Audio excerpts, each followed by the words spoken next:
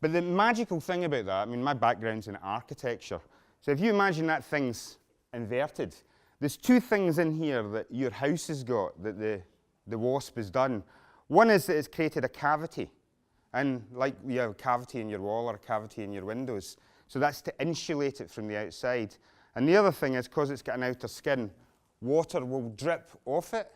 So like the gutter on the outside of your house to prevent it running down the inside of the wall. So the insect has managed to do that. And the optimum distance for thermal insulation is 11 millimeters, and it's managed 7, which I think is pretty good for an insect. So, ladies and gentlemen, that's really all I wanted to show you here. So I'd be very happy to take you out and show you the real world. Anyone that'd like to join me? Or you should take them all in one group, because... Right,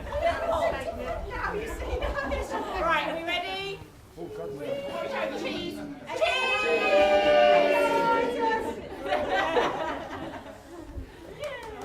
Right, Oliver!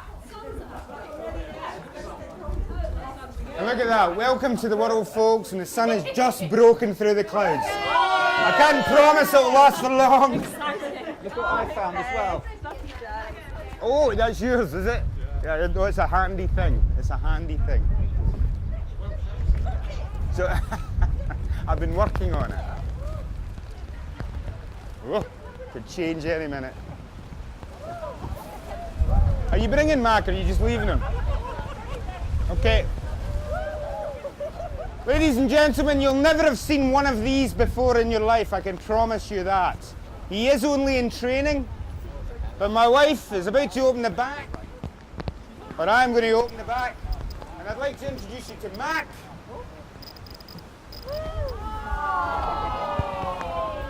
Who is in training to be a foraging dog. Not just for truffles, but for anything I give him to find. But he is only in training.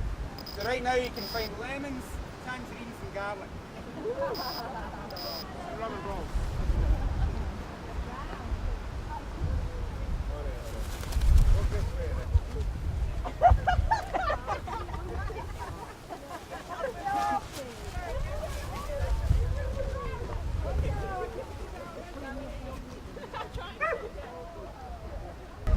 It's the world. She's been wild and unruly today. Why is it a sheep? Oh, well, all the ancient belief systems think of her as the she. Mother Earth and all that. Oh yeah. I'm just showing you this. You know, there are poisonous plants in the United Kingdom. And this one is actually a poisonous plant. It's called a spurge. And there's lots of different types. Is that only if you eat it? Yes, if you eat it.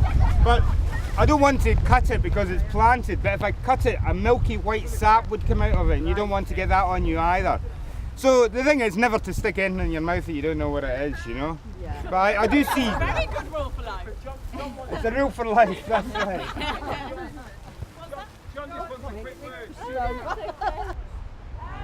I get confused as well, but fortunately I've never said it in public, because they are two different things. I'm a naturalist. A naturalist is somebody that wanders around nature.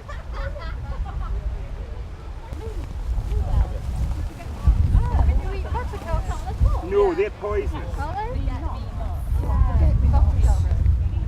You see this little plant? This is called lady's smock. Beautiful little thing.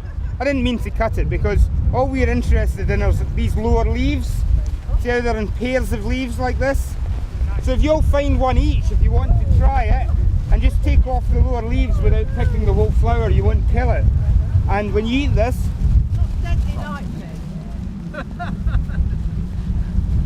and chew it. Very peppery, it's like a very... I'm just experimenting. What do you think we do? Why would you put it in there? Did you put it in a salad. In a salad? No, now see that's a buttercup. That's buttercup, that's poisonous. You have. That's what you got to be careful about. That's poisonous. Okay, so nobody pick one of the yellow ones. Alright?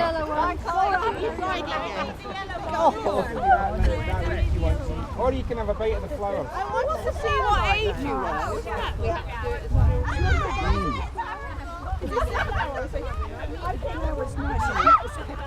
Delicious.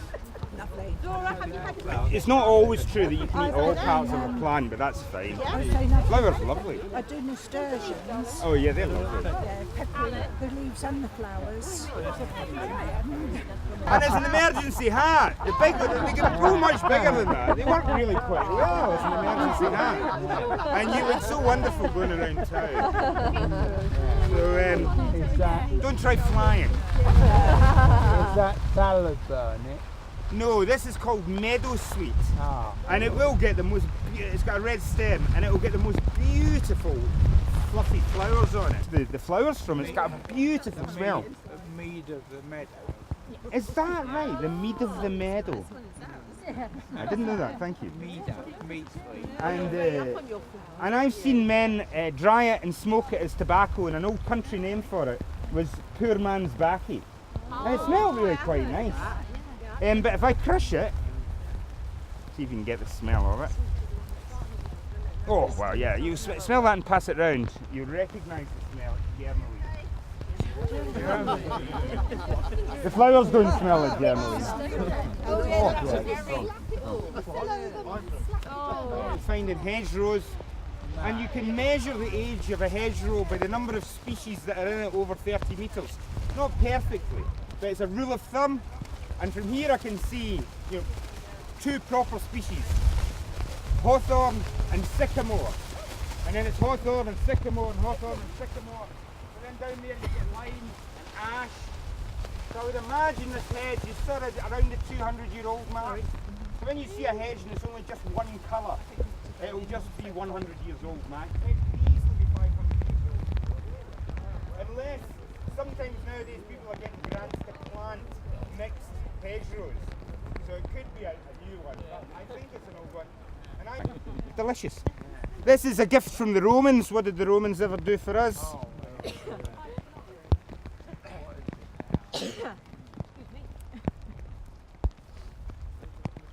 So this is called ground elder. Once it gets in your garden, you can't get rid of it. But it was introduced by the Romans as a pot herb, and then it escaped. And it has got a very distinctive flavour if you want to try a bit. I mean, you can taste it's a herb. So just eat it from now on. Well, that's what they say is the way to get rid of it, but you need to eat so much. I mean, I've got it in my herb patch, and you can't get rid of it. Incredibly strong string from that. You can also chew the ends of the second year's growth, and it contains, I forget the name, the medical term for it, but it is aspirin, and it's what aspirin's derived from willow bark. Salicylic acid. Salicylic acid, everybody, thank you. There's another really worthwhile lesson you realise when you do this stuff that I do. You know, you can do it all yourself, but the truth is you begin to understand why humans became specialists. Yes. Because you can, but my God, it's difficult. And you begin to really value anybody else, regardless as to what their skills are. It's often in an office building, people don't value the security guards. That's the most important person in the building. They're the one that are keeping you safe upstairs. Don't treat them like rubbish because of the security guard, you know? So I think we will head back. Trust me, it's all out there. Yeah, I'm going to do it. I've got a little finale for you. Oh, yeah.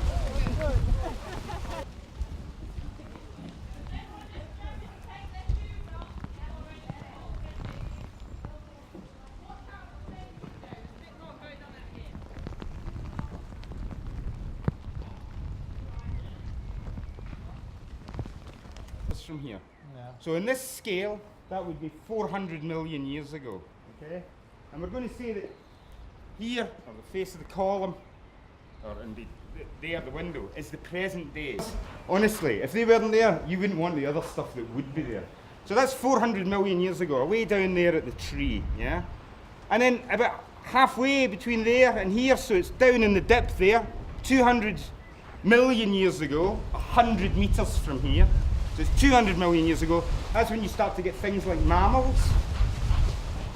And also, you get, so mammals. The one I've got on there's a duck-billed platypus, because that's a very unusual mammal, because it lays eggs and it suckles its young, and that doesn't happen very often. Anyone guess what sort of mammal this is?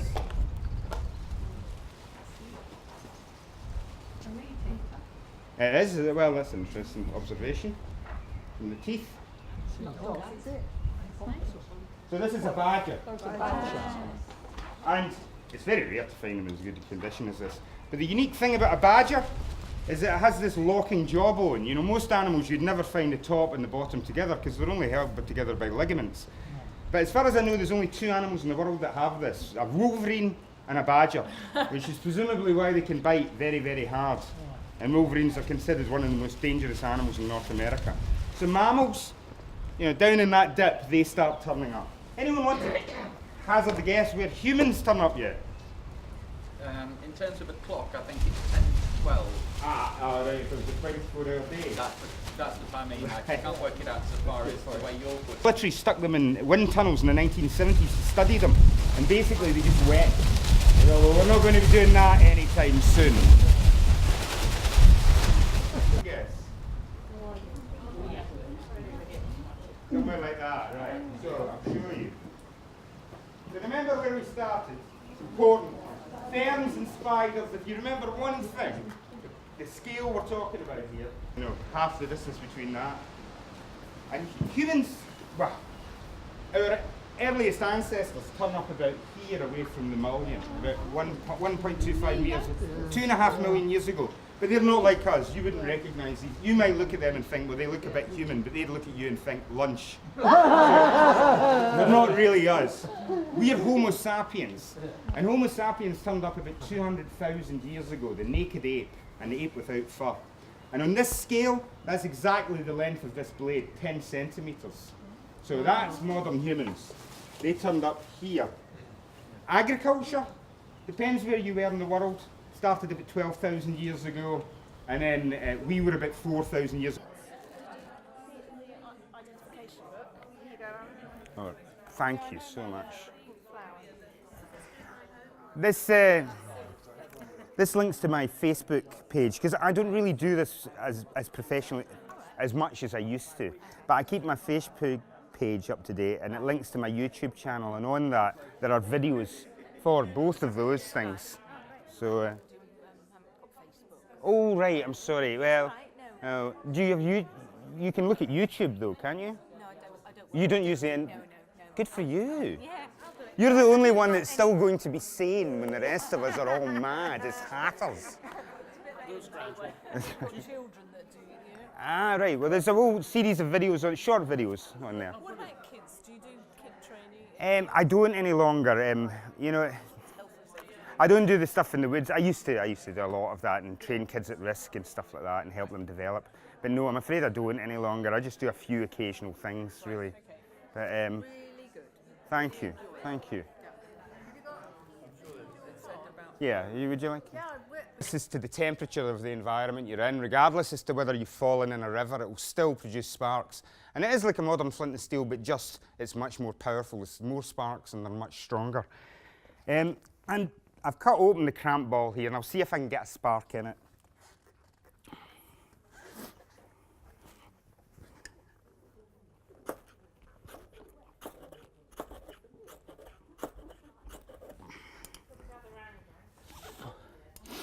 Well, maybe not. Don't put me under pressure. It's quite awkward in here, but anyway.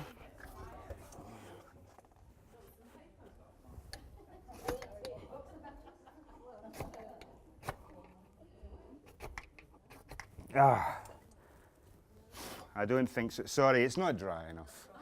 But you can put a spark in it if it's dry enough. I mean, it would be dry in another few hours.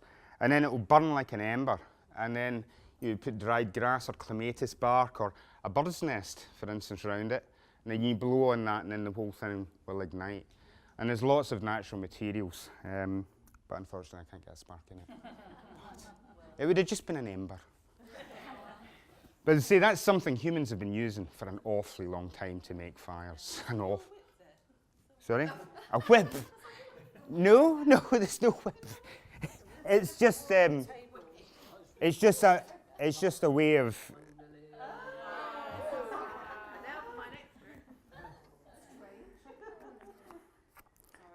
It's just a way of carrying a knife in a way that's unobtrusive.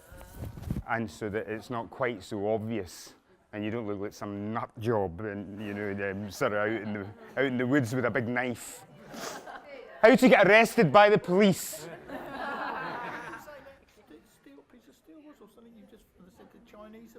Oh yeah, it's this. It's some ferrocerious alloy, and you know it'll make. You can use it about 3,000.